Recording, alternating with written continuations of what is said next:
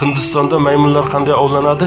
Ko'zani ichiga, shaffof ko'zani ichiga yo gilos va yoki yong'oq qo'yib qo'yishadi, ko'rinib turadi. U shunday kattalikdaki, og'zi. Maymunning qo'li kiradi, yong'oqni oladi, chiqmaydi. Yong'oqni ushlab olib chiqa olmaydi. Chunki yong'oqni ushlaganda kattaroq nimasi bo'lishi kerak. Ko'zani og'zi kattaroq bo'lishi kerak. Shunday qilinganki, kirishga kiradi, yong'oqni oladi, chiqmaydi. Endi ovchi keladi, qo'y borib qochsa bo'ladi-ku.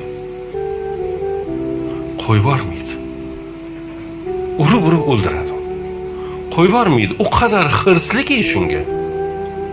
Tashashni istamaydi. Biz ham hayotimizda shunaqa hirs qo'ygan narsalarimiz yo'qmi? Hayotimizni murakkablashtirgan, ushlaganimiz u qo'y bormayotganimiz, bizniki emasligini bilamiz, bilib bo'lganmiz, lekin qo'y bormaymiz.